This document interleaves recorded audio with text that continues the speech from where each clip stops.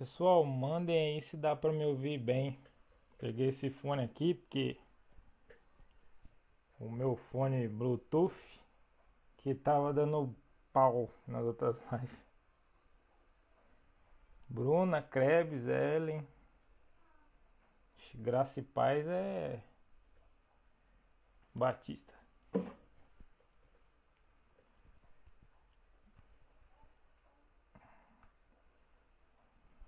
O bagulho fica.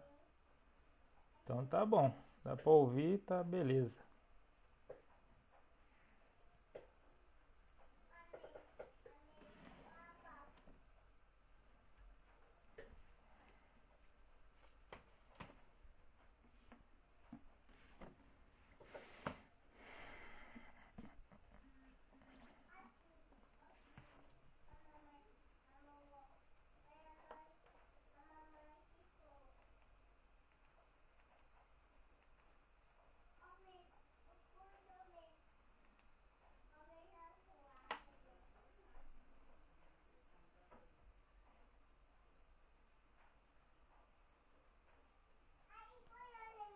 Melhorou bem, pessoal? Minha, minha cara tá clara.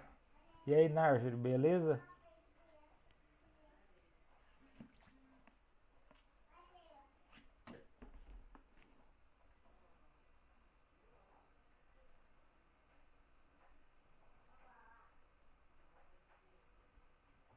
Mas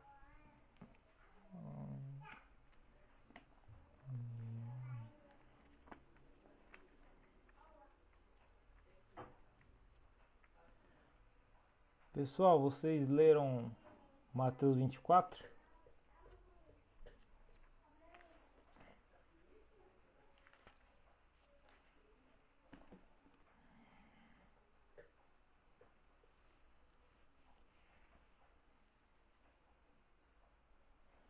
Faz tempo mesmo, hein?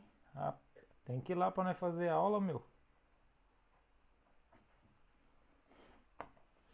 Quase bugamos hoje.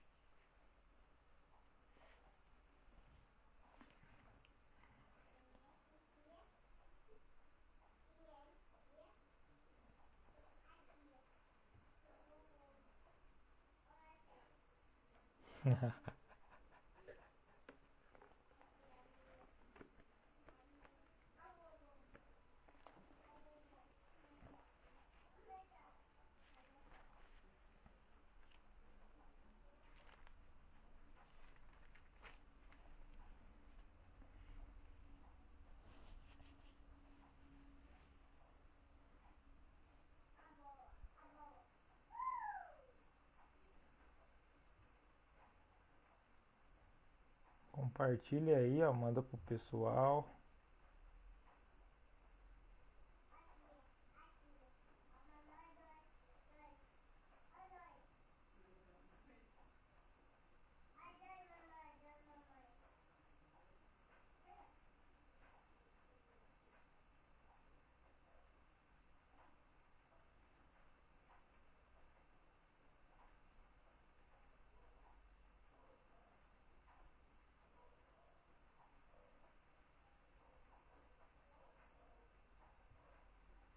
Mês que vem eu apareço. Nossa.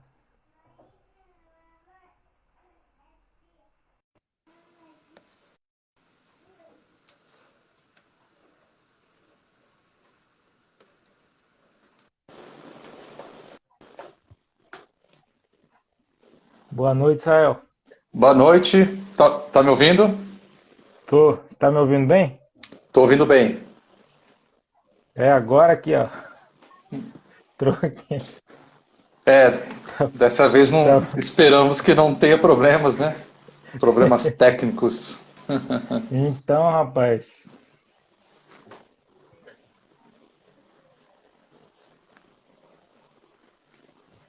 Esperar mais um pouquinho, algumas pessoas Sim, entrarem. vamos Já tem aguardar. bastante, A gente aqui tem chega bastante cedo gente. demais também. É, já chego pra ir fomentando, né, o pessoal. É, tá certo. Duro que nossas lives, cada live que a gente vai fazendo vai dando sentido a outras lives, né? Igual a gente conversa. Ainda É, mais escatologia. exatamente. Um assunto puxa outro, não tem como. Tô lendo os comentários aí. Então, Livros. tumultuando aí. É, obrigado aí pelo. Eu procuro deixar os livros organizadinhos mesmo. Bem melhor. Paz a milenista. O Fernando aí, paz a milenista. Ai, ai, ai.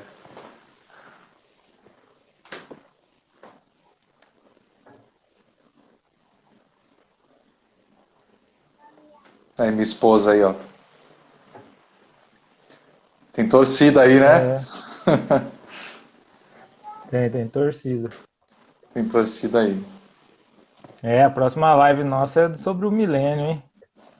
É? Então tá bom. Evandro arrumando as buchas pra mim. Ô, louco, rapaz. É, milênio é um tema interessante. Esse de hoje também é bem controverso. Bem controverso também. Mas tem que. Não dá pra fugir, né? Não dá pra Ah, fugir não a tem vida como, inteira, né? não. Ah, tem que. tem que encarar. Tem que encarar, né? Bom, vamos lá? Vamos então.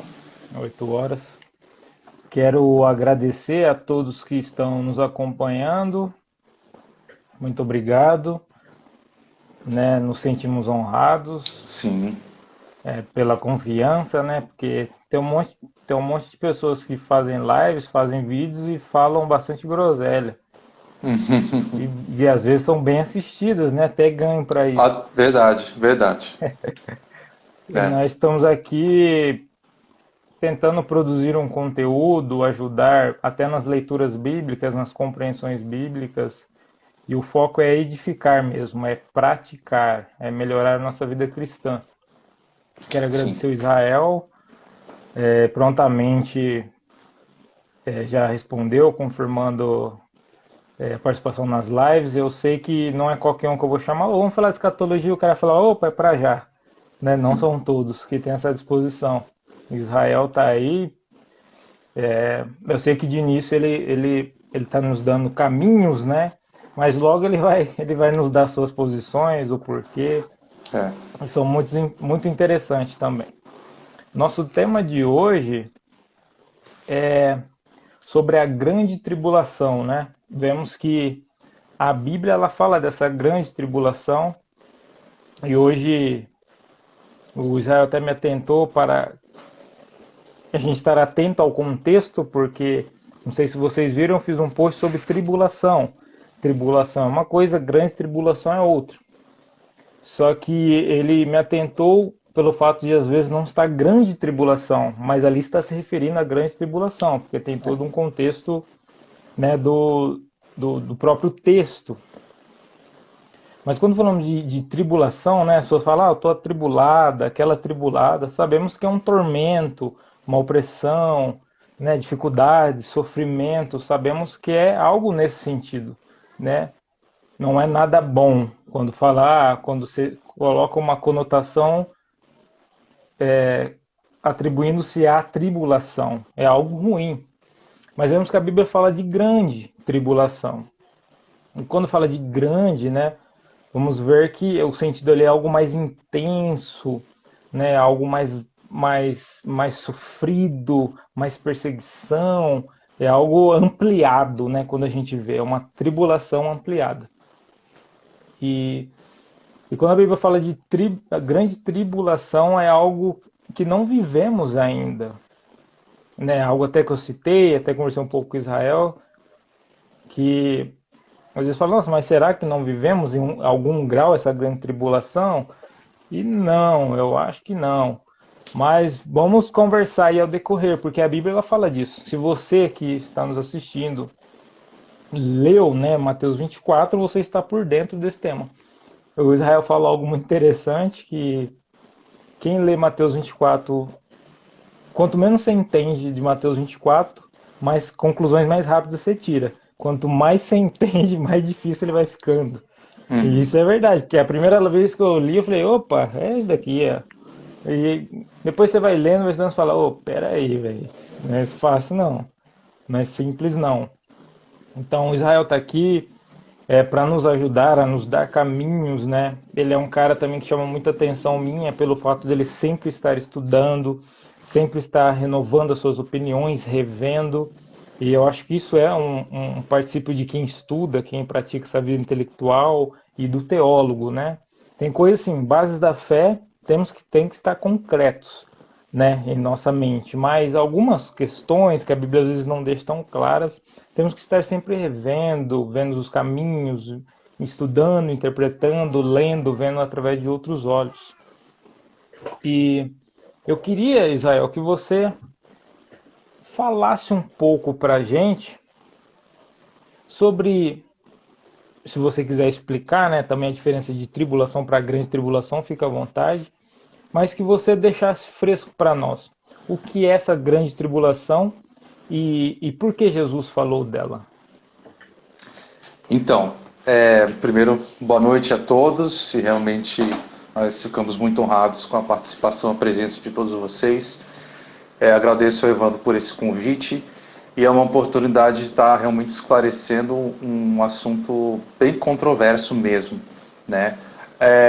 Podemos dizer que grande tribulação, para ser melhor entendida, ela tem que começar a partir do Antigo Testamento. E para ser mais específico aqui, o livro de Daniel, né? Por exemplo, em Daniel 12 é dito algo muito parecido com o que Jesus fala em Mateus 24, versículo 21. Né? Lá Jesus fala que vai ter uma grande tribulação como nunca houve. Né?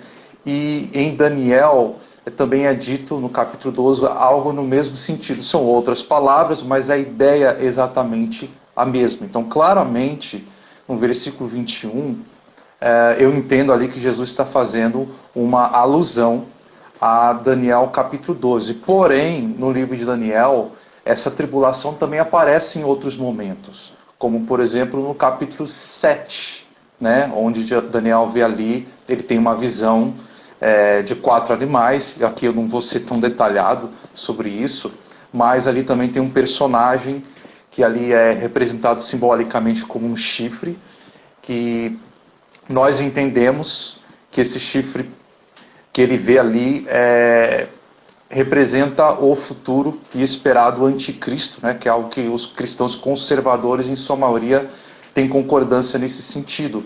Né? E lá fala que ele, por 3 tempos e meio, ele faria guerra contra os santos. No capítulo 12 de Daniel também vai na mesma essência, né? Também por 3 tempos e meio haverá uma oposição contra eles.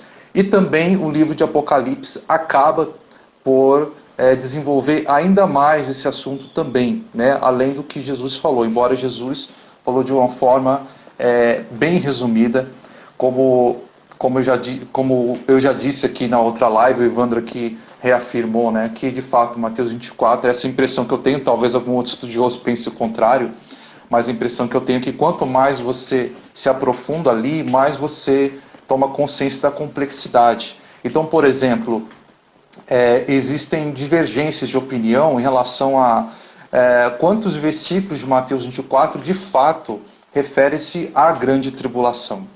Então, vai ter aqueles, por exemplo, e você já deve ter ouvido isso, que a partir do versículo de número 15, se eu não estou enganado, ele fala: os que estiverem na Judéia fujam para os montes, né? Quem estiver no campo, aqui eu estou só parafraseando, tá, gente? Mas quem estiver no campo não volte, não pegue sua capa. Quem estiver no terraço, no telhado, não entre na casa.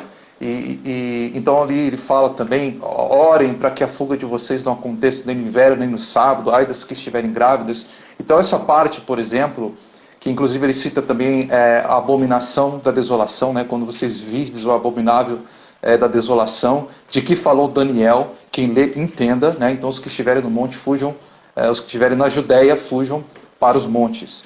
Então, por exemplo, esses versículos, vários consideram que do 15 ao 20 é o contexto da grande tribulação, é algo futuro. Então, no caso, esses ouvintes estariam sendo alertados por Jesus para que, diante de um ato hostil do anticristo contra Israel e mais especificamente contra Jerusalém, então seria o momento de eles fugirem. Porém, outros estudiosos entendem que esses versículos não se referem, por exemplo, à grande tribulação. E eu também considero que do 15 ao versículo 20 refere-se ao que aconteceu lá no passado, né, entre o ano 66 e o ano 70, né, teve uma guerra, e Jesus, inclusive, em Mateus 24, parte do sermão, ele tem que explicar um pouco do contexto que ia preceder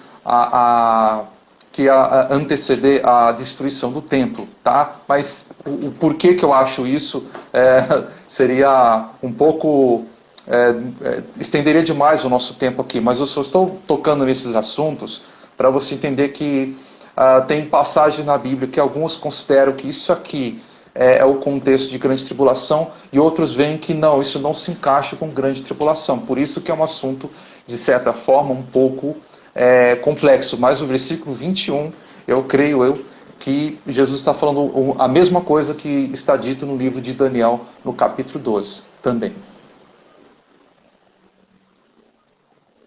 Então, pelo que você nos disse, não tem como ler, por exemplo, Mateus 24 sem voltar atrás e ler Daniel, por exemplo. Não tem como, não tem como. Não é um ato simples. Não é, né? Então, assim, pelo livro de Daniel, aqui eu vou especificar melhor o que acontece durante essa tribulação, que é o ponto importante, né? É um período marcado por uma perseguição contra os santos, e essa perseguição, o que a torna diferente das muitas perseguições que já ocorrem na história do cristianismo há gerações, é porque o agente dela é esse personagem final, né? Que no livro de Daniel vai ter vários títulos diferentes, várias formas diferentes de se referir. Popularmente as pessoas chamam de anticristo. No livro de Daniel você nunca vai encontrar a palavra anticristo. Por sinal, o termo anticristo você só vai encontrar na primeira epístola de João, só ali que ele vai falar de anticristo. No resto da Bíblia, esse personagem vai aparecer com outros termos, tá? O que também pode acabar confundindo um pouco as pessoas. Quando é que é esse personagem? Não espere aparecer a palavra anticristo para que então seja o anticristo. Pode ter outros termos também. Então é um período marcado especificamente por uma oposição a Deus, vinda desse personagem final, né, esse personagem escatológico, e ele vai fazer oposição ferrenha contra os santos. E nós entendemos, pelo menos a maioria dos teólogos, mesmo que sejam de visões diferentes, eles vão concordar que a esfera de atuação dele tende a ser algo mundial, né, mundial. Então não é apenas uma perseguição local, algo muito restrito, como atualmente, né, em certos lugares tem cristãos já sofrendo martírio, perseguição, mas ali estamos falando de algo que realmente extensão é algo nunca antes visto, né? Israel, e nós vemos que quando se fala de grande tribulação, aqui eu queria que você nos apresentasse um pouco, que a gente vai ver que tem divergências. Tem muitas. Né, dessa volta de Cristo aí, e se a igreja passa ou não passa por essa grande tribulação, né? Eu queria que você falasse um pouco dessas posições, que às vezes quem não está nos assistindo não conhece, né? Mas existem algumas divergências, né? Eu queria que você, né, falasse um pouco, definisse um pouco para a gente, né? Como você sempre faz, de forma resumida, bem clara, e simples para o pessoal que está nos assistindo já começar a se adentrar que existem algumas outras posições acerca da grande tribulação. Isso. Então, quando a gente fala do assunto grande tribulação, inevitavelmente, a maior parte das vezes, o assunto, em parte, acaba sendo desviado para uma outra questão, que é o arrebatamento, né? E o que realmente está em jogo nessa discussão? É o seguinte: se a igreja, se os cristãos vão ou não estar aqui durante esse período. Eles vão passar pela grande tribulação ou não. Então, existem diferentes visões sobre quando acontece o arrebatamento. Para quem não sabe, arrebatamento refere-se a uma doutrina, uma das fundamentais do cristianismo, de que Jesus, em algum momento até então desconhecido, né? Ele nunca deu uma data, nem vai dar, ele vai voltar, né? Ele vai voltar, vai descer dos céus, e aqueles que estiverem morrido, que foram crentes, eles serão ressuscitados. Quem estiver vivo será transformado, e eles vão se reunir com Jesus nos ares, ou entre as nuvens, no céu, né? Então, realmente, assim como Jesus teve uma ascensão após a sua morte, também a igreja espera um evento futuro, onde nós venhamos nos encontrar com Jesus, mas numa situação onde a morte não tenha mais poder sobre nós. Isso resume a ideia de arrebatamento. Porém, a divergência está em que momento isso acontece: antes da tribulação ou no meio dela, né? Tem aqueles que acreditam que isso é um ponto importante, né? Você que de repente já ouviu falar sobre esse assunto, muito provavelmente, seja em vídeos no YouTube ou mesmo na tua igreja, você já deve ter ouvido pessoas falando de 7 anos, né? Isso vai durar 7 anos. Isso é muito comum. Então vai ter 7 anos. Muitos vão falar que os primeiros 3 anos e meio vai ser um período de paz, de tranquilidade, e aí os 3, a última metade disso, os últimos 3 anos e meio, aí será a grande tribulação. Então eles fazem comumente essa divisão, tá? E essa ideia de 7 anos, inclusive, que eu não tenho como não tocar nela aqui, senão a pessoa não vai entender o que as pessoas falam por aí, né? Essa ideia independe, inclusive, se a pessoa acredita que o arrebatamento acontece antes, ou durante ou depois desses 7 anos, tá? Então, independentemente disso, se a pessoa é pré-tribulacionista, que acha que a igreja vai ser arrebatada antes desses 7 anos, ou se a pessoa é mesotribulacionista, que acredita que a igreja vai ser arrebatada na metade dos 7 anos, ou seja, antes da grande tribulação, ou aqueles, como eu já vou falando aqui, né? Eu sou pós-tribulacionista, que acredita que a igreja ela vai passar pela tribulação. Porém, eu tenho que aqui pontuar algo, né? Não tenho como me manter neutro o tempo inteiro, mas a minha opinião em relação a essa crença dos 7 anos, eu acho que era um bocado duvidosa. Eu tenho muitas ressalvas em relação a ela, porque ela é baseada única e exclusivamente numa interpretação de um versículo justamente do livro de Daniel também, que é o capítulo 9, versículo 27, onde tem ali a profecia das 70 semanas, que na minha opinião, é o capítulo mais complicado de toda a Bíblia, né? Pelo menos para mim, talvez outros vão concordar que estudam profecia, é a profecia mais complicada de se interpretar em toda a Bíblia, tá? Ela dá um trabalho danado. Pode falar. Só dando aspas, eu peguei um manual de profecias, né? Para dar uma olhada. E Sim. você ter ideia, o cara ele não comenta. Ele pula o das 70 semanas. Ele pulou. Ele não comenta, ele comenta todas as outras. Essa ele não comenta. Eu falei, caraca, e o cara, tipo, era doutor. Eu falei, o negócio deve ser... Não é qualquer um que encara. Eu já vi os caras, assim, de anos de experiência, deixa pra lá. Deixa pra lá, é confuso. É muito complicado. Para mim, é o capítulo mais complicado de toda a Bíblia. A ideia de 7 anos vem de uma interpretação do versículo 27, tá?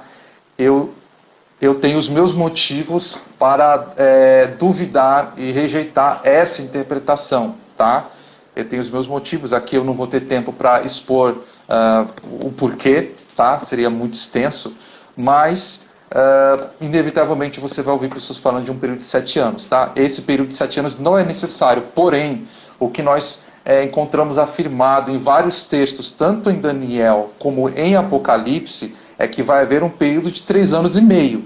Então, assim, é seguro afirmar que isso dura 3 anos e meio. A grande tribulação dura 3 anos e meio, nem mais nem menos, certo?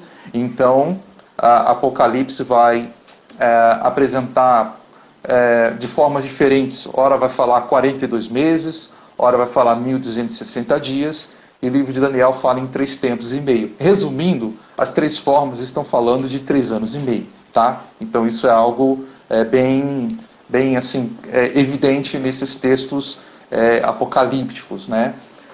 É isso. Só para dar uma refrescada, até quando você é novo convertido,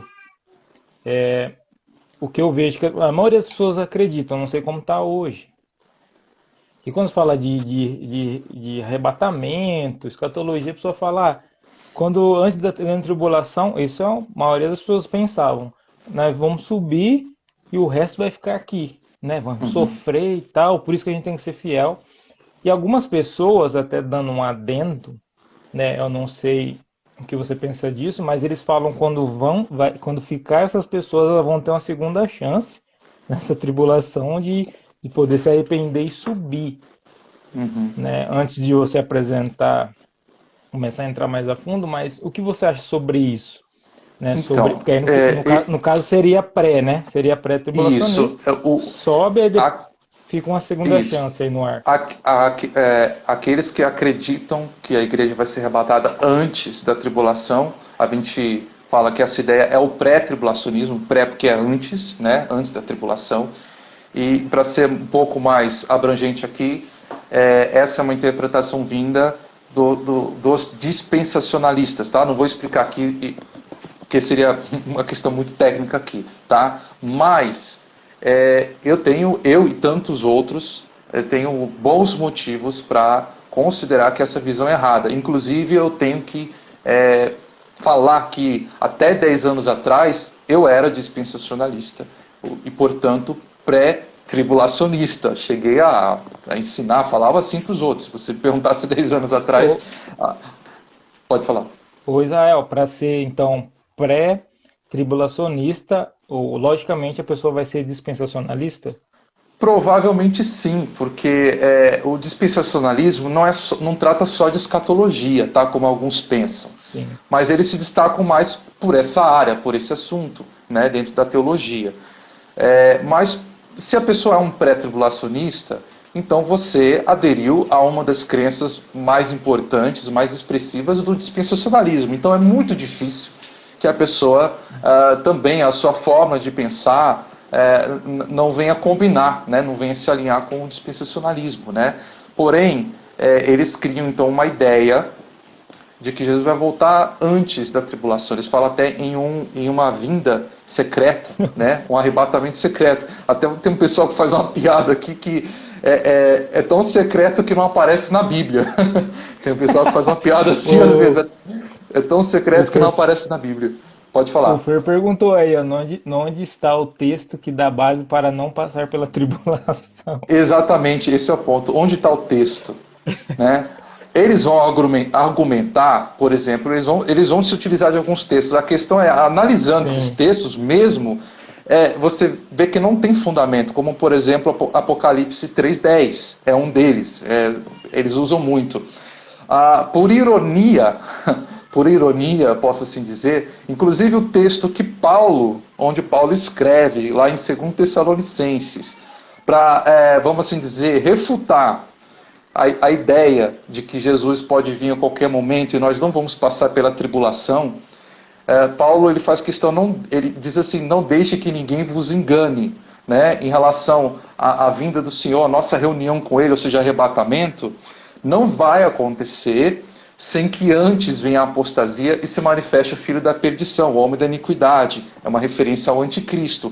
Ou seja, Paulo ali está justamente refutando essa expectativa, certo? E olha só, depois de 2000 anos, esse texto, os dispensacionalistas fizeram...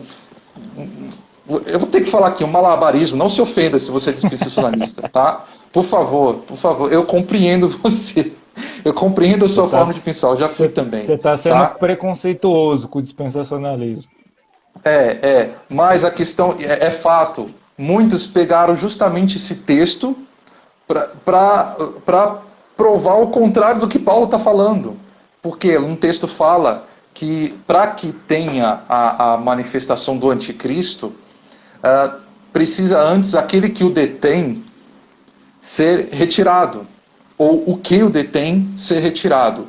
Aí o anticristo, né, tem o caminho aberto para começar a sua manifestação. E aí eles argumentaram o seguinte: esse que detém, que vai ser retirado, é o Espírito Santo, e o Espírito Santo vai ser retirado e a igreja vai ser arrebatada. Só que olha a lógica disso. Paulo está dizendo que para o arrebatamento acontecer, primeiro precisa o anticristo vir se manifestar. Mas eles estão dizendo então que antes do anticristo se manifestar, precisa acontecer o arrebatamento. Se a pessoa prestar atenção, isso contraria toda a lógica do que Paulo está falando, certo? Assim, realmente é como se eu escrevesse um artigo contra o aborto e o pessoal usa o mesmo artigo para apoiar o aborto. É tipo isso, eu não tenho... Certo? É complicado, realmente é complicado. Então, não tem base para isso. Jesus, em Mateus 24, ele fala que a vinda dele vai ser depois da tribulação. Está lá. Depois da tribulação daqueles dias, né? O sol vai escurecer, a lua também, as estrelas vão cair do céu. Aí vai aparecer no céu o sinal do Filho do Homem, vai vir os anjos de Deus, vai ter o som de trombetas. E depois você subentende que ele vai aparecer. Ou seja, o próprio Jesus claramente posicionou a sua vinda. Esse que é o ponto. Se Jesus não tivesse se pronunciado, a coisa ficou em aberto. Olha, você pode então ter a opinião que tu quiser, tu está livre para especular. Só que o negócio é o seguinte, a Bíblia se posiciona, esse que é o ponto. Se for realmente estudar, aqueles que já fizeram estudos sobre o pensamento não só da igreja primitiva, mas dos pais da igreja, seja dos primeiros séculos da igreja, claramente eles eram pós-tribulacionistas, certo? Eles esperavam que o anticristo iria vir e eles iam passar pela tribulação, certo? Eles pensavam dessa forma. Então, poderia aqui expor muitos motivos pelo qual eu acredito que nós vamos passar pela grande tribulação. Não é que eu falo isso com um sorrisão nos olhos, na cara, né? Nossa, que legal, eu gosto de sofrer. Não é isso. Mas é o que está lá, né? E aí que entra um ponto, né? Qual é o propósito, então, do sofrimento? Né? Por que Deus permitiria isso? Sim. Né? O Israel, eu vi que você falou um pouco sobre o pré-tribulacionista, o mesotribulacionista e o pós-tribulacionista, né? Isso, só para Aquele... não fazer injustiça, existe um outro ponto Tá. também chamado pré-ira, tá? Ele é muito próximo isso do que eu ia pós-tribulacionismo, isso. E ele está em ascensão, tá? Lá nos Estados Unidos, ele está pegando muita força. Aqui no Brasil ainda não é muito conhecido. Eu acredito que nos próximos anos aqui ele vai se tornar algo forte. Se vai superar um dia o pós-tribulacionismo, eu não sei, tá? Mas é uma visão também interessante de a pessoa também estar procurando aprender sobre isso. Talvez em alguma outra live oportunidade a gente pode também tratar um pouco sobre pré-ira também. É interessante também. Também tem um arrebatamento parcial, né? Isso. Tem aqueles que acreditam eu vi quando você falou, a gente conversou um pouco dele, não te agrada muito também essa posição. O que seria, né, bem a grosso modo assim, esse arrebatamento parcial, essa posição? Então, o arrebatamento parcial é mais ou menos o seguinte: tem aqueles que acham, tem sempre essas ideias, tem um monte de variação dentro delas, tá? Eu falo aqui, por exemplo, pré-tribulacionistas, tem aqueles que, por exemplo, eu citei aqui que para eles o que detém, que será retirado é o Espírito Santo da igreja. Já tem aqueles que vão falar que não é o Espírito Santo, tá? Então, com o passar do tempo também, o pré-tribulacionismo vai sofrendo certas modificações, tá?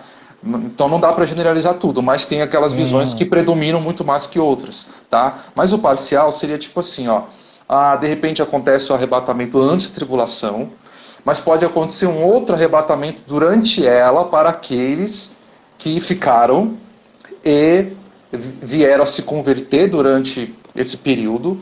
Então, em algum momento, Deus pode arrebatá-los também. É mais ou menos essa ideia, tá? Ó, Israel, tem uma pergunta aqui do meu parceiro Douglas.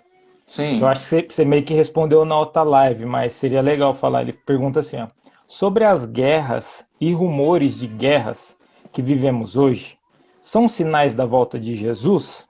Ou são apenas coisas que aconteceram durante toda a história da humanidade? Acredita que esse é um tempo Do de arrebatamento. arrebatamento? Tá.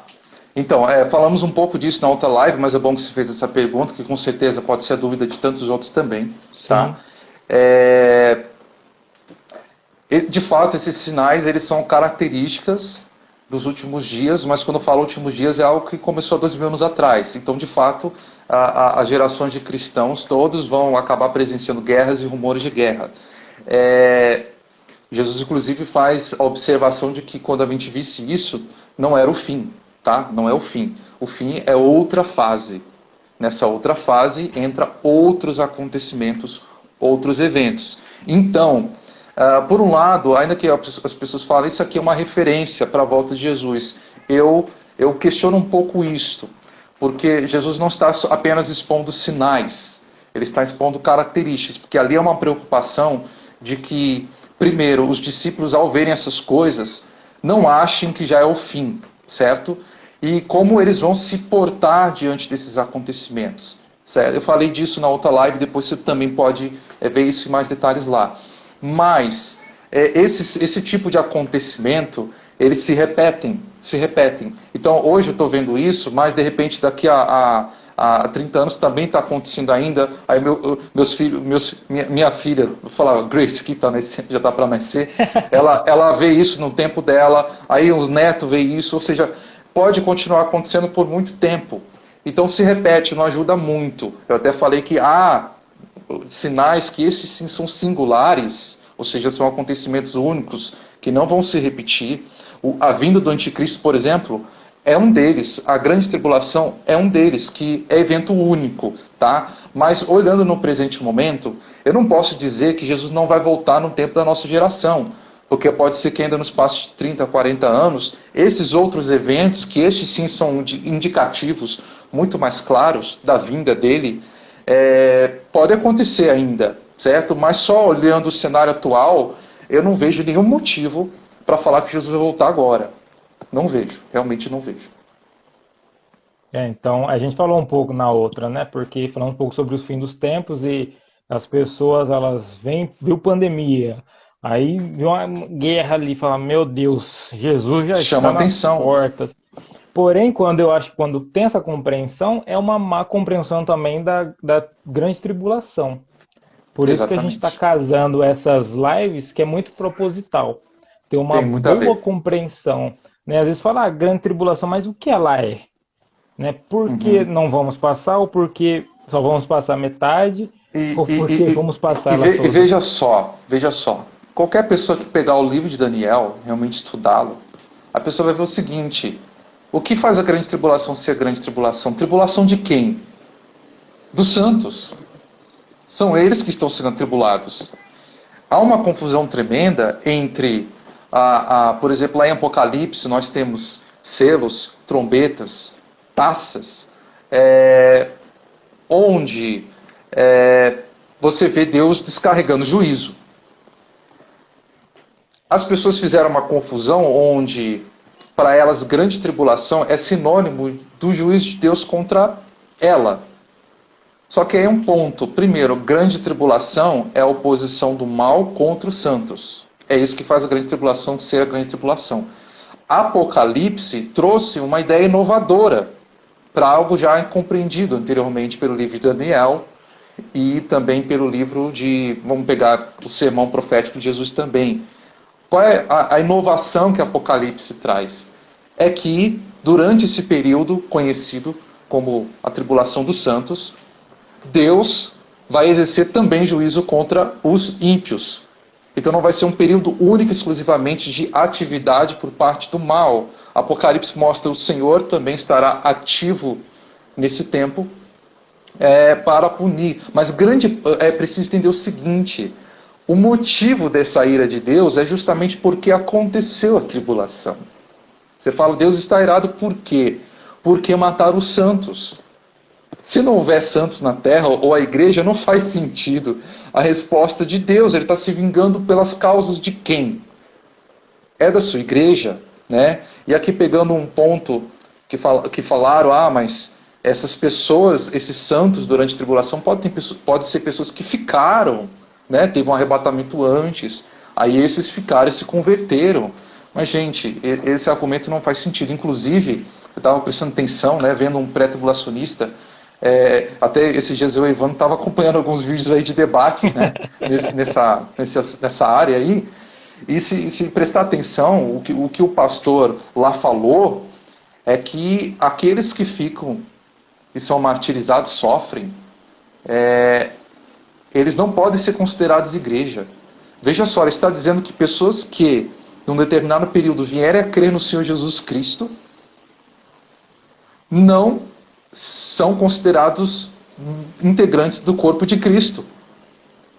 Onde já se viu isso? Na verdade, é quase... Ele não usa a palavra, mas se a gente for pensar, é quase um sistema de casta, onde existe pessoas que creem no Senhor Jesus e são a igreja, e tem pessoas que acreditam no Senhor Jesus, mas não são classificados, não se integram à igreja, ou seja, é um grupo inferior, secundário. É como se a igreja mereceu ir para o céu e ficar lá 7 anos na tranquilidade. E esses outros, apesar de crerem no mesmo Senhor, esses pode ficar aqui para morrer. Não faz sentido. Cria até acaba sendo até beira algo até herético. Alguém crê em Jesus, de fato, é justificada pela fé, mas não é igreja. É loucura. Se a gente for pensar no que ele quer dizer, isso é absurdo, gente. É absurdo. Não vou usar a palavra herético aqui, mas é quase... Tá querendo chegar lá. Tá ali. Tá querendo. É complicado. Ô Israel, tem uma pergunta aqui, interessante. Eu acho que você quase meio que respondeu ela. Quando esses eventos da volta de Jesus acontecerem, as pessoas vão conseguir notar que são eventos diferentes ou só os cristãos? Então, os incrédulos ou os ímpios, né, vão, sem ser os santos, sem ser a igreja, vão conseguir identificar também e falar, opa, esses são sinais, né, da volta de Jesus, né, dessa grande tribulação. Olha, não conhecendo de fato, não tendo familiaridade, a pessoa não vai ter um conhecimento pleno. Não tem como. A pessoa pode, né, se ela tiver um contato, vamos supor, começou as coisas a acontecerem, e a igreja está testemunhando sobre isso, a pessoa foi exposta de alguma forma a essas informações, poderia haver uma compreensão. Eu vou pegar aqui como exemplo o que aconteceu, e Mateus 24 acaba também tendo um papel nisso, no ano 70 depois de Cristo, quando teve a destruição de Jerusalém, por ação do exército romano. E onde eu falei que eu acredito que os que estiverem na Judéia fujam para os montes, se aplica aquele contexto ali, é um contexto exclusivamente judaico ali nesse trecho, né? O que aconteceu? Por exemplo, Eusébio de Cesareia, foi o primeiro historiador aí, grande historiador do cristão, ele relata que pouco antes de fato de acontecer aquela destruição, a igreja, por influência de alguma profecia, que provavelmente é Mateus 24, certo? E também Deus levantou profetas naquele período da igreja para avisar de que era a hora de sair de Jerusalém e da Judéia. E lá está relatado de que, embora tem vários detalhes que não estão registrados, certo? Mas lá fala que os cristãos então fugiram para um lugar chamado Pela, ali perto do Jordão. E os outros? E os de fora? Não. Muitos não fugiram. Os que não faziam parte da igreja não fugiram. Pelo contrário, teve pessoas de outras cidades que se sentiram ameaçados pelo exército romano e eles se abrigaram justamente em Jerusalém, o que só piorou a coisa depois, ou seja, fizeram o contrário. Era para sair de Jerusalém, várias pessoas se refugiaram em Jerusalém. Né? Então, fica aí esse fato histórico como exemplo que a falta de compreensão da Escritura pode ter consequências seríssimas. Mas eu acredito ainda assim que o mundo vai perceber que algo novo está acontecendo. Pode ser que eles gostem da novidade, né? A tendência do mundo é aceitar a besta, né? Adorar. Mas o mundo, de alguma forma, vai perceber algo diferente está acontecendo. Não tem como. Só que o que eles vão fazer diante disso que é outra história.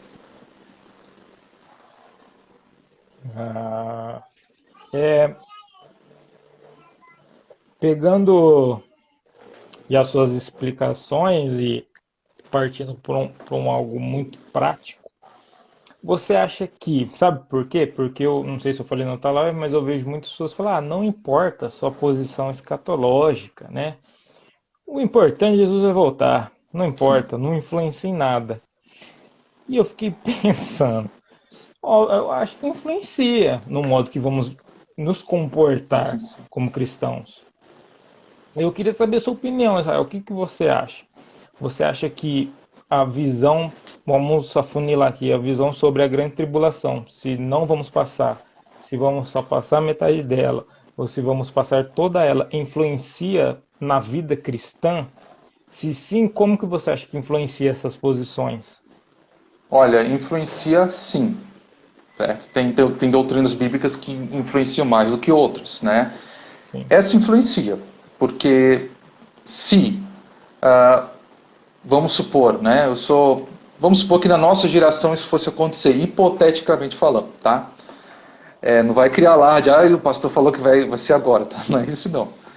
Vamos supor que hipoteticamente vai acontecer no nosso tempo, né? Vai fazer um corte. Né? Vai fazer corte aí, vai me botar na situação difícil, né? Mas daqui a pouquinho eu vou falar que eu fiz profetada aí, eu não fiz não, tá? Mas vamos supor que vai acontecer isso na nossa geração. Significa que uma pessoa, por exemplo, pré-tribulacionista, ela está, de repente, há décadas nutrindo na mente dela, no coração dela, de que ela não vai passar por esse momento. Só que ela vai passar por esse momento. Ou seja, ela está sabotando, vamos assim dizer, a sua necessidade de se preparar espiritualmente. Aqui eu não estou falando de você sair fazendo, vou botar um bunker no quintal da minha casa, vou estocar alimento. Eu não estou falando desse tipo de preparo não, tá? Mas a pessoa, ela está condicionando a mente dela a uma situação de conforto, de comodidade, de simplesmente ser poupada, sendo que não é. Imagina que tem lá os recrutas no exército. Olha, se você tem um exército, você tem que preparar um exército para a situação de guerra. Eu não posso treinar soldados falando que talvez vocês não vão entrar na guerra. Vocês não precisam se preparar. Precisa de preparo. É um problema. E também, o que eu vejo nisso tudo é que, de certa forma, para ideias assim proliferarem, como aconteceu, só é possível se houve um certo distanciamento da doutrina dos apóstolos. Tá? Eu não estou aqui afirmando, pelo amor de Deus, de que pessoas pré-tribulacionistas não são cristãos de verdade, não amam o Senhor, ou que pregadores pré-tribulacionistas são intencionalmente, né, pessoas que querem enganar o povo. Eu não estou afirmando isso. Eles são irmãos na fé, eles são salvos, eles creem no Senhor Jesus Cristo, e esse é o ponto fundamental. É a graça que salva, né? Não é a doutrina do arrebatamento em si, né? Mas há um distanciamento da doutrina dos apóstolos. Em que sentido? O propósito do sofrimento. O propósito do sofrimento. E aqui eu deixo uma dica. Se você quer entender a visão apostólica sobre sofrimento, você precisa ler a primeira epístola de Pedro. A primeira epístola de Pedro é um livro escrito, o seu tema central é o sofrimento do cristão. Você precisa ler esse livro para você realmente interiorizar a essência da coisa. Então, por exemplo, para Pedro, e obviamente os outros apóstolos não discordariam disso, não estou dizendo que é o único livro que vai acrescentar nesse sentido, mas é a melhor referência para mim. O sofrimento cristão é algo bem visto. É algo bem visto. Inclusive, Pedro, ele fala que é necessário. É necessário que vocês passem por tribulações. Ele diz que é necessário. E por que é necessário? Porque, na verdade, essa é a mentalidade deles.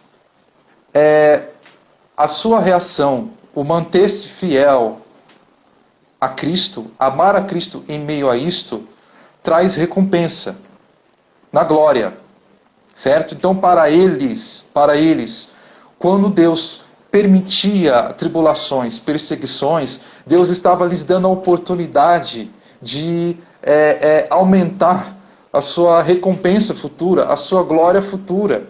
Então, para eles era a oportunidade de lançar uma semente para frutificar algo ainda maior lá na glória. Se você, por exemplo, pega ali os primeiros séculos da igreja, e tem um livro, inclusive está aqui atrás em algum lugar aqui, o livro dos mártires. Se você nunca leu, leia o livro dos mártires. Já tem uns 500 anos esse livro aí, né? Esse livro é um registro de várias gerações de cristãos e das perseguições que eles passaram. Você precisa ler esse livro para entender qual é a real mentalidade cristã. Você vê que tinha momentos onde eles se sentiam ofendidos, né? Que o outro irmão está sendo preso e eu não fui preso. O outro irmão está indo para o Coliseu e eu não fui. Ele sentia como se ele tivesse prejudicado. Porque é como se o outro, aos olhos de Deus, porque ele está nessa situação e ele será fiel, está lhe reservado uma grande glória. E eu não quero perder glória também. Então, para eles era uma oportunidade de algo grande ser feito.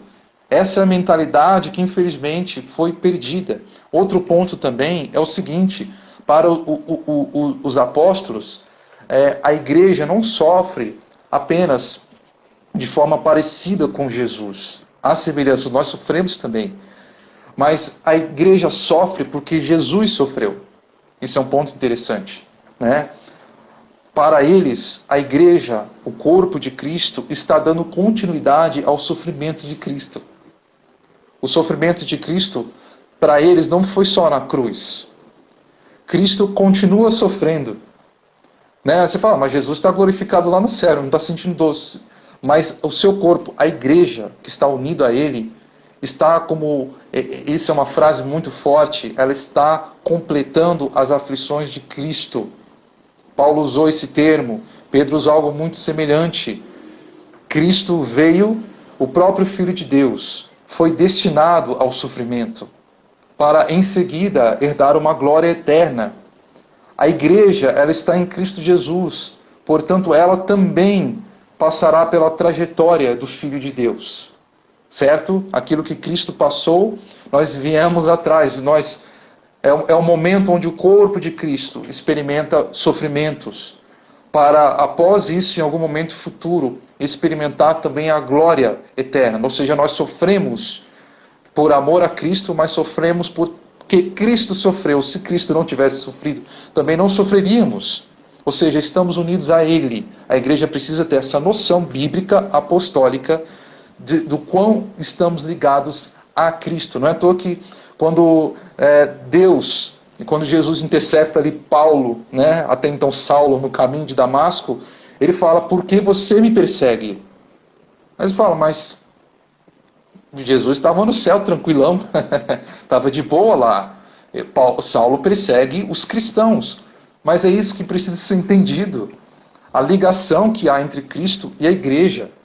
Ou seja, nós sofremos por causa de Cristo, mas também Cristo sofre por causa de nós. Né? Você acha que Jesus está lá simplesmente tirando férias no céu, insensível, indiferente do que a igreja passa? Não, ele vivencia o sofrimento da igreja. Certo? Ele está entre nós também em espírito. Ele vivencia tudo isso, a dor, quando cristãos são perseguidos, quando cristãos sofrem. Cristo também está sofrendo. Isso precisa ser compreendido. Né? É um destino. Pedro usa a palavra, vocês foram chamados para isso. Olha que forte. A igreja foi chamada para isso. Mas como ele sabe que a igreja foi chamada? Porque Cristo foi chamado para isso. Esse é o ponto. Cristo passou por isso. Vocês foram chamados. É uma vocação. E de fato, a igreja nunca saiu desse chamado. Não significa com isso que cada indivíduo cristão vai ser ameaçado de morte. Mas o corpo de Cristo, em sentido coletivo, sempre teve membros do corpo de Cristo, e portanto o corpo de Cristo sofreu. Nunca teve uma geração isenta de sofrimento. E não será diferente no final. Ô, Israel, tem uma pergunta aí do Fer, ó. Você acha que a Bíblia Scofield foi o que divulgou esta ideia pré-tribulacionista? Foi, foi. Não foi o Scofield que, vamos assim dizer, deu início a isso, tá? Inclusive tem livros tratando as origens do pré-tribulacionismo, né? Tem pré-tribulacionismo que vai discordar, não, a nossa origem não é isso, o negócio é muito mais antigo, mas pelo jeito é muito mais recente, né? Um desses livros é A Esperança Abençoada, do George Eldon Led. Eu recomendo, quem quiser ler, procure esse livro aí. Mas essa Bíblia de estudo, Scofield, ela teve um papel muito importante. Primeiro, nessa época, não tinha muitos livros de estudo, né? Eram poucas coisas em circulação. Hoje em dia, toda semana sai uma Bíblia nova de alguma coisa, né? E essa Bíblia de estudo, o Scofield, ele aderiu ao pré-tribulacionismo. Então, os seus comentários tinham o viés pré-tribulacionista, né? E foi num período onde o meio acadêmico, o meio teológico, os seminários estavam indo muito para o liberalismo, né? Então, teve pessoas que foram se afastando, né? E foram buscando outras referências, que não fossem só os seminários mais conhecidos naquele momento. É uma fase, né? É uma fase. E aí eles foram, vamos assim dizer, compensando em Bíblias de estudo. E a Scofield acabou preenchendo uma lacuna de conhecimento para muitos pregadores também. Então, vamos dizer, eu não tenho muita bagagem, eu não fiz um seminário, algo teológico, eu também não quero me tornar um liberal, eu quero evitar isso. Aqui eu recorro, eu quero algo conservador.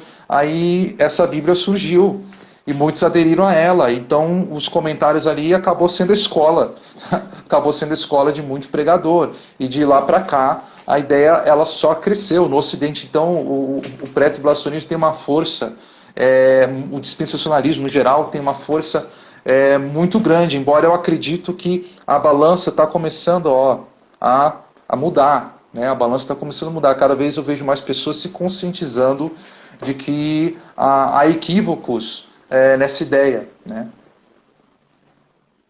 Então, realmente, a afirmação é certa, né? Essa Bíblia Scofield, Ajudou, ela contribuiu para isso. ajudou a lastrar. Ó, É uma convergência de fatores, mas ela tem parte.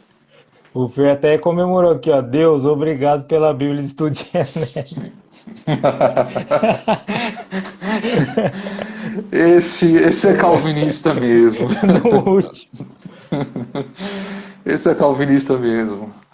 Então, em suma, pessoal, entendemos que a grande tribulação é uma intensificação, né, dos sofrimentos, esse levantar do anticristo, né, e muito bem posto pelo Israel que em nenhum momento a Bíblia nos transparece que vai nos isentar de sofrimentos, né? Claro que o que sofremos agora, nós ainda no contexto brasileiro, é nada, Não é nada, né? não é nada. Você acha que fundiu o motor do seu carro, né? Você sofreu um acidente, essas coisas você acha que é um sofrimento, né? Ficar desempregado e tal.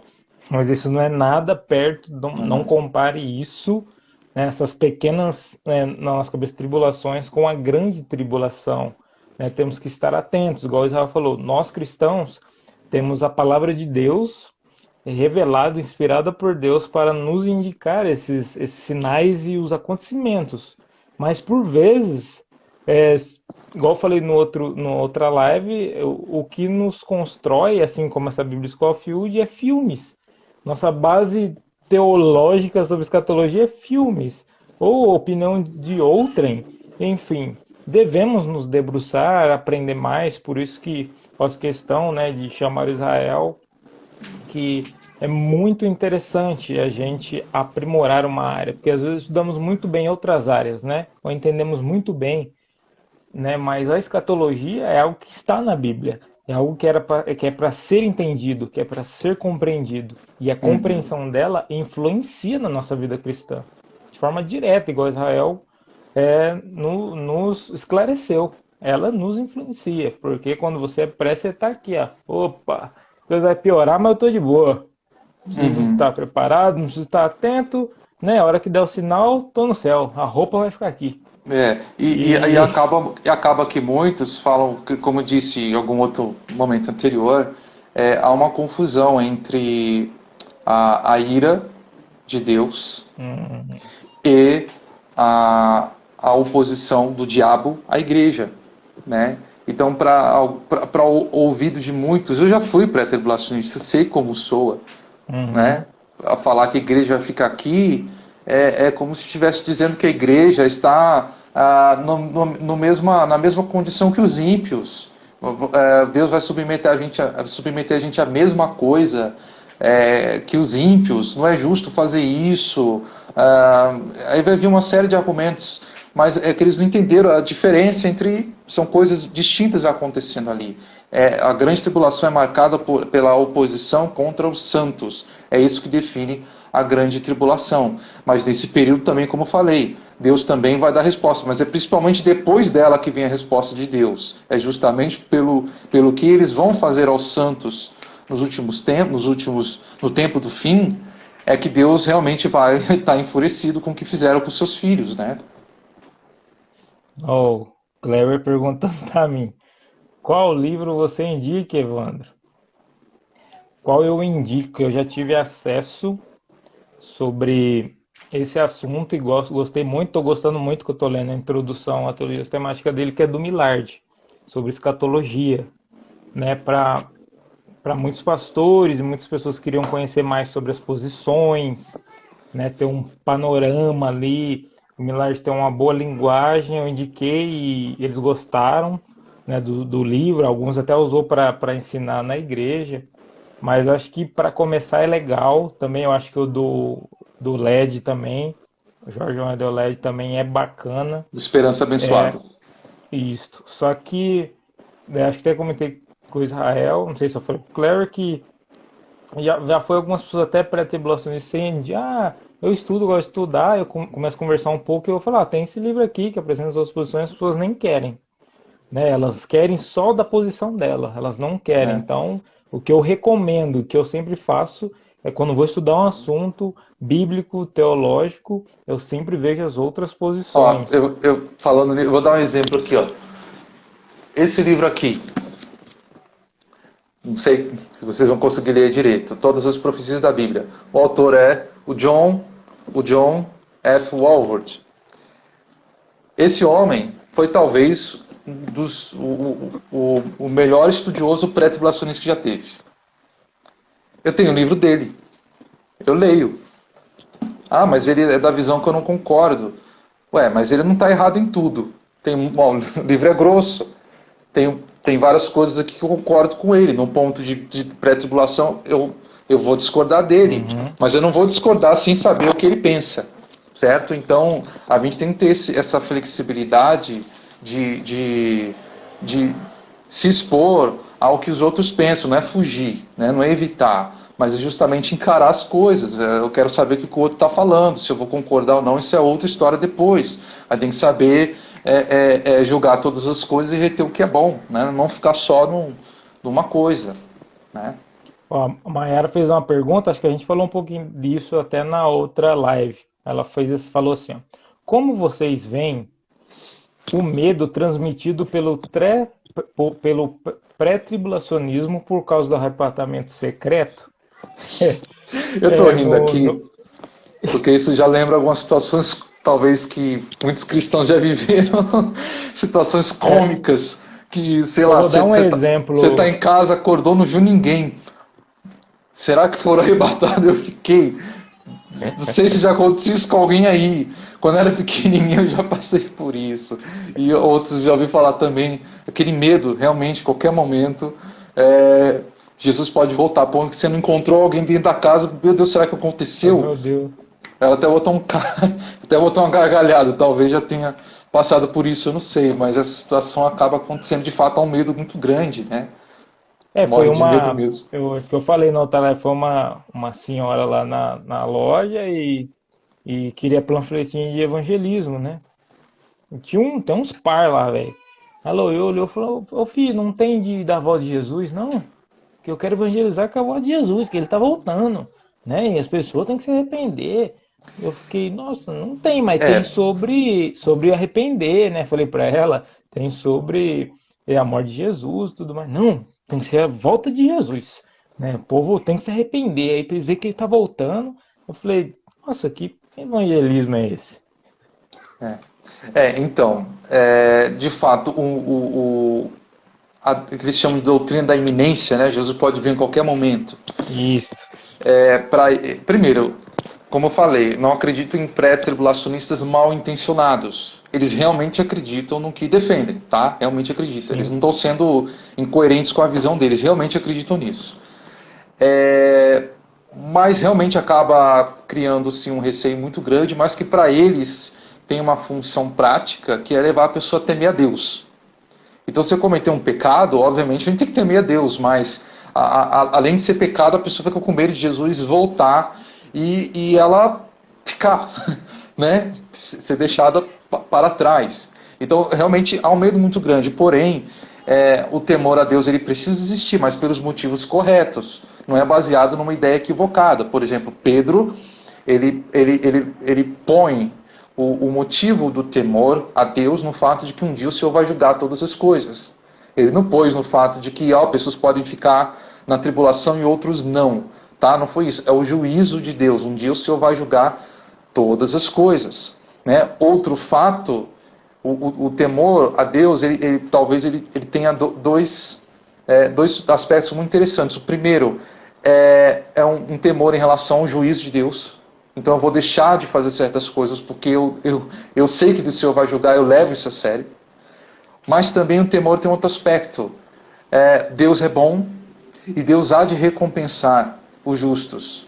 Então eu vou fazer algo certo por recompensa. O temor na Bíblia tem esses dois aspectos. Nenhum deve ser excluído, os dois estão certos. Mas são os motivos corretos. O Senhor vai julgar todas as coisas, inclusive também recompensar. Isso norteia as decisões que a gente vai tomar aqui na Terra. Mas não é os apóstolos nunca usaram arrebatamento pré-tribulacionista para isso. Nunca fizeram isso. Mais alguma pergunta, pessoal? Logo já vamos encerrar. Quem quiser fazer mais alguma pergunta, eu vi que vocês estão bem dinâmicos, participando, fazendo perguntas bem coerentes, né, acompanhando os raciocínios, está bem legal. Obrigado ao Kleber aí, ó. O pré-tribulacionismo é mais comum em qual denominação cristã? Na... Olha, eu posso dizer que não dá para generalizar, mas grande parte os pentecostais. Tá? Pentecostal não é uma denominação, vai incluir várias, tá? Vai incluir as denominações pentecostais, neopentecostais, principalmente são os que vão aderir a isso. É raro você encontrar um pentecostal. Presbiteriano. Os presbiterianos eles seguem outra linha, né? Os reformados seguem outra linha que. Mas isso daí é culpa da Bíblia de Genebra também. De certa forma ela não compactuava com o pré-tribulacionismo. Né? Então. Em suma é os mais, eu também vejo mais pentecostal, né? Assembleia, Deus é amor, isso, avivamento, isso. Brasil para Cristo. Realmente inclusive raro. Aquele pastor lá é do Brasil para Cristo, né? Se não me engano, que a gente viu ele debatendo. Uhum. Era? Não, é outro. Não sei. Não, é outro, é outro. Mas normalmente é difícil você ver quem estuda mais uma teologia reformada falar. Inclusive assim, se você... Não, é falar uma curiosidade que tecnicamente tudo que a gente conversou, você não se considera um reformado, né? Até não sou reformado. A linha, mas você não é pré-tribulacionista. Isso que eu ia falar. Você não precisa, se você está ouvindo a gente aí, assistindo a gente aí, você é pentecostal, você não precisa deixar de ser pentecostal por causa do pré-tribulacionismo. Simplesmente deixe de ser pré-tribulacionista. Eu sou pentecostal, eu não sou calvinista e eu sou pós-tribulacionista. Certo? Então dá para seguir, dá para ramificar outras coisas aí, tá? Sim. Então uma coisa não precisa jogar tudo fora por causa de um ponto, tá? Não precisa. Mais alguém, pessoal?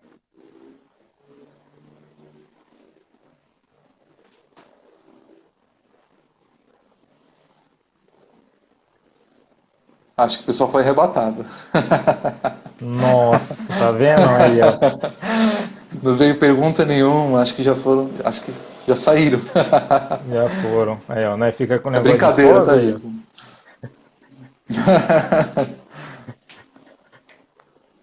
Mas assim, por exemplo, pedir indicação de livros, né? Isso. Esses livros citados, em sua maioria, o foco acaba sendo arrebatamento, né? É difícil você realmente Hum, encontrar um livro sobre a grande tribulação especificamente, né? específico. Às vezes eu até lamento, né? É inevitável, faz parte, mas eu até lamento que às vezes se discute tanto sobre arrebatamento, precisa, porque a controvérsia acaba sendo muito grande ali, mas você acaba não dando muita atenção a outros aspectos também do assunto, né? Grande tribulação tem tantas outras coisas ali, e às vezes o pessoal fica tão focado só nesse ponto, pela controvérsia que tem, é, que acaba não prestando atenção em algumas outras questões também, né? Então, livros sobre grande tribulação é difícil tu achar, né? Você vai achar assim, você pega uma teologia sistemática, essas meias citadas de alguma forma vai citar, mas por exemplo, a maioria dos livros escatológicos que você encontrar por aí, a maioria deles foram escritos por dispensacionalistas. A maioria né? Eles escreveram muito mais do que as outras linhas de raciocínio, né? Então, é até interessante você comprar livros assim, sabendo, dentro do possível, qual linha que o autor segue, né? E se você tem um livro, compre de um outro autor também, né? Procure variar ali os autores, ouvir. A gente está aqui fazendo essa live, não é para você tapar os ouvidos e nunca querer ouvir nenhum pré-tribulacionista defendendo a visão Ah, dele, sim. né? Mas o mercado de livros tem muito mais peso as obras dispensacionalistas, né? Mas existem sim autores pós-tribulacionistas, tá? Existe. Ô, Clever, os dois livros aí que nós indicou tem sim, rapaz. Vai lá comprar lá, ó. Já dá um pra mim. Dá o, dá o do Jorge Orwell LED pra mim. Você fica com o Millard. Eu quero do Milard, hein, gente? Quem quiser aí, ó, Ó, dar um presentão aí pra mim já sabe. tem a Sistemática, mas última. a A grande do Millard. Milard Erickson. Não, a introdução é fantástica, imagina a completa.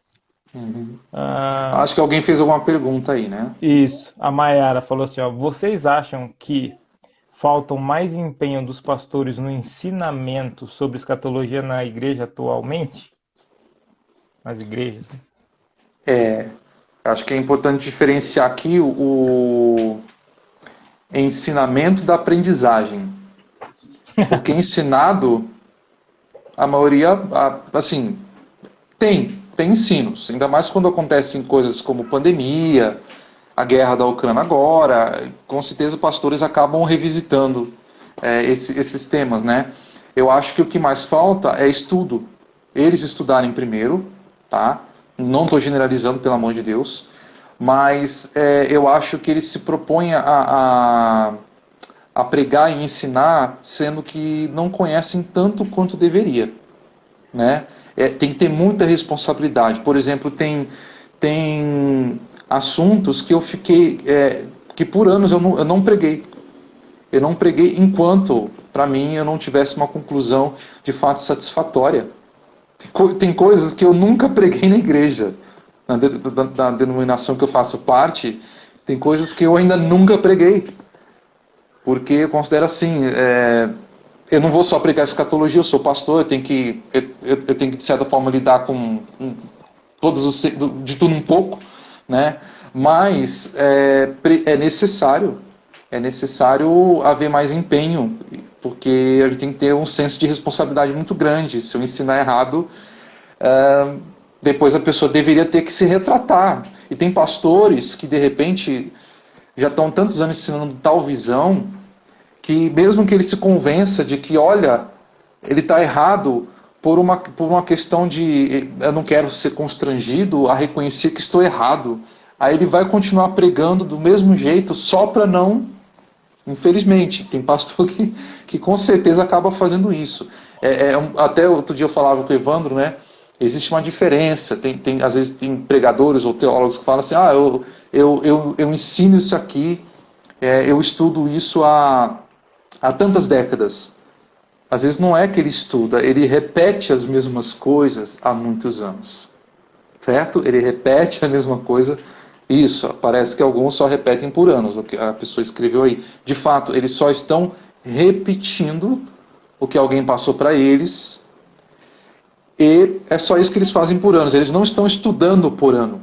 Né? Eu até falo para o Evandro que, como eu sou uma pessoa sujeita a falhas, eu preciso, ano após ano, revisitar, rever, com muito senso crítico, as minhas próprias opiniões. Eu faço ano após ano. Porque, de certa forma, eu tenho que duvidar de mim. Né? Eu tenho que ser desconfiado comigo mesmo. Isso é necessário ser feito. Né? Minha opinião sobre o assunto é que, por vezes, acho que tem alguns temas que os pastores têm um pouco medo, né, de tocar, tem medo de expor, né, até por que você falou, às vezes não estudam muito, tem medo de errar e tal, né, a gente vê você vê muito pouco pregar sobre Gênesis, por exemplo, alguns textos, né, por medo de, nossa, como que funciona? Mas... O que é ruim também, né? Eu entendo que por um lado tem assim, um zelo de, poxa, eu não quero fazer nenhuma besteira. Mas também acaba a igreja ficando fica uma lacuna ali, também não é ensinado. Né? Então esse é um outro extremo também que não é para fugir desses assuntos, porque sinceramente Sim. não tem como... Se você tirar a escatologia da Bíblia, não sobra nada, a verdade é essa. Tem um livro do J.K. Bill, se escreve Beali, tá? Mas a pronúncia é alguma coisa de Bill, alguma coisa assim. Que é a teologia bíblica do Novo Testamento dele. Se você nunca teve a oportunidade de ler, é um livro espesso, mas quem tiver aí a disposição para ler aquela obra, gente, aquilo ali abre o entendimento da pessoa para ela ver que a Bíblia de início a fim, não vou falar que cada versículo é escatologia, mas sem escatologia a Bíblia não tem propósito. Sem escatologia as coisas estão caminhando para nada. Então você não pode tirar a escatologia da Bíblia e achar que vai ficar tudo bem. Não tem como. A doutrina dos apóstolos é fundamentada em esperanças escatológicas. É impossível. Então não dá para fugir do assunto. Entende? Se a pessoa não quiser assim, eu não quero me aprofundar em coisas que eu não sou não sou uma autoridade no assunto, tudo bem, mas pelo menos alguma coisa. A igreja não pode ficar privada de escatologia, ainda que vou aqui num nível mais... Também depende muito do povo, né? Depende muito também dos ouvintes, se são pessoas que já têm uma familiaridade maior, crentes mais amadurecidos. Mas a gente também não pode criar uma ideia de que, poxa, quando tiver uma igreja amadurecida, a gente ensina escatologia. Está errado. A escatologia já tem que começar na caminhada cristã, do início. Não tem como.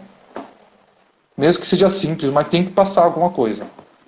A Mayara até comentou aí que ela conheceu as outras posições diferentes por ela mesma buscar, porque se dependesse dos pastores...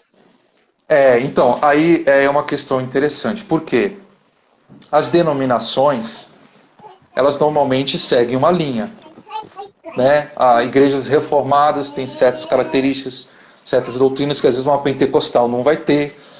Na verdade, a gente tem mais em comum do que né? Sim. Como cristão vai ter que ter mais em comum.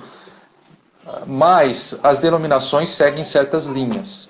Então, dificilmente elas vão ficar promovendo uma visão de uma linha que não é a dela.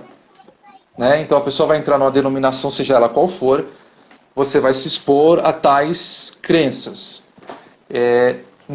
Dificilmente vão ensinar o contrário. Então, às vezes, a pessoa só vai ouvir. Tem pré-tribulacionistas que nem sabem. Até outro dia o Evandro comentou comigo de um rapaz que era pré-tribulacionista. Ele nunca tinha ouvido falar que existia uma outra visão que não fosse a pré-tribulacionista.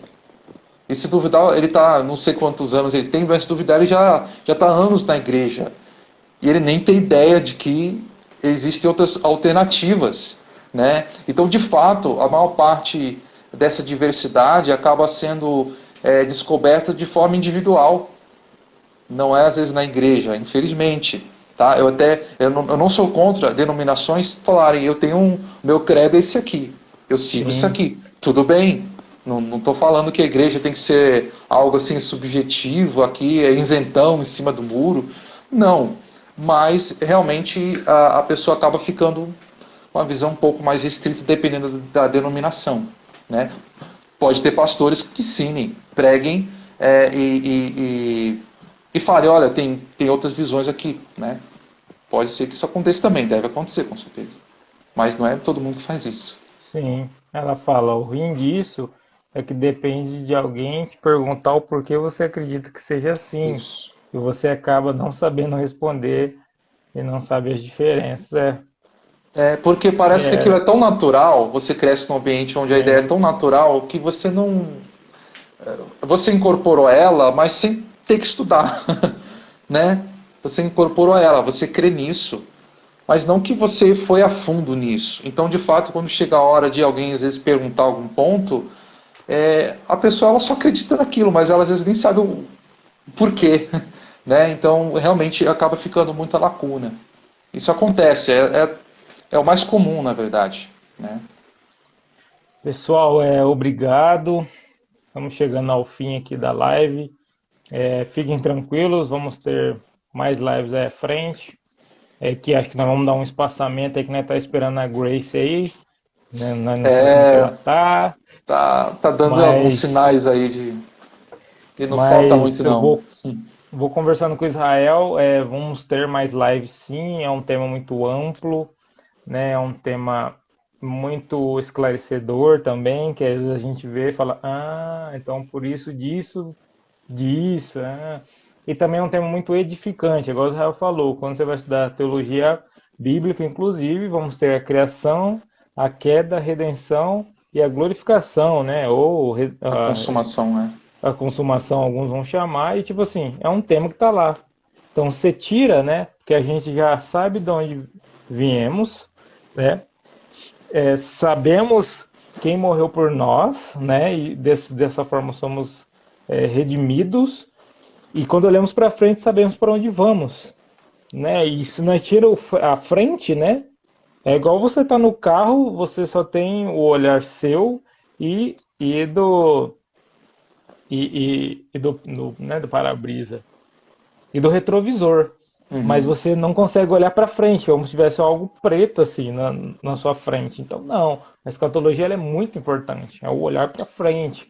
O cristianismo, para fazer sentido, precisa de escatologia. Senão ele não faz sentido. Então temos que estudar sim, por isso que eu estou dando atenção, né? Que eu vi essa movimentação, eu e o Israel conversamos e estamos iniciando essa série de lives. Né? Obrigado por vocês participar, obrigado por vocês que compartilharam, né? E que vão compartilhar. Obrigado pelas perguntas, muitas perguntas, todas as perguntas boas, né? Muito recorrente do que estamos vivendo, de compreensões. Fiquem atentos, né? Quero agradecer de novo, Israel, pela disponibilidade. Eu sei que não é um assunto que você estuda em um mês, né? Anos de estudo, né? De compreensão. E vamos ter mais live, então fiquem atentos, né? Inclusive, esse mesmo tema que tratamos hoje, a gente só explorou um pedacinho. Foi pedacinho apenas aqui, uma introdução. Só foi a pontinha do iceberg, né? Porque exatamente, tem muito mais coisa, tem muito mais assunto. Então, mas a gente está pensando nisso, de dar um panorama sobre os temas escatológicos. Depois, mais introdutório. Isso, obviamente, vamos nos aprofundar, né? Vamos conhecer bem mais, aí vamos conhecer bem mais as posições de Israel. A gente já viu que ele já se posicionou, isso é legal, né? Já mostrou as suas tendências, mostrou algumas coisas equivocadas no pré-tribulacionismo, não falando que eles não são cristãos, Obviamente não é isso, mas São aqui há cristãos. algumas coisas equivocadas, biblicamente falando. Uhum. Mas é isso aí, pessoal. Israel, quer dar Bom, suas últimas palavras? sim, eu quero agradecer a todos que participaram, teve bastante comentário, teve perguntas, uma interação aí bem legal. É, Fico muito honrado por ter participado dessa live, fico feliz, é gratificante para mim falar daquilo que a gente ama, eu faço isso aqui com muita paixão mesmo, né? E eu espero que vocês tenham entendido, a gente tentei aqui ser o mais claro possível, né? E como falei, apenas tratamos parte do assunto, tem muito mais coisas e que, se assim Deus permitir, Deus venha proporcionar futuras ocasiões e oportunidades para a gente estar desenvolvendo esse assunto e tantos outros assuntos também que são necessários, né, e edificantes para todos nós. Muito obrigado, galera. Deus abençoe. Falou, Israel, muito obrigado e até mais. Não se esqueçam, vai estar disponível no YouTube também. Então Isso mesmo. curta, se inscreva no canal e compartilhe. Até E mais. lembrando, quem não assistiu a live anterior Fim dos Tempos, tá lá no YouTube para assistir, tá? Não perca aqui Corre lá, também. galera. Falou.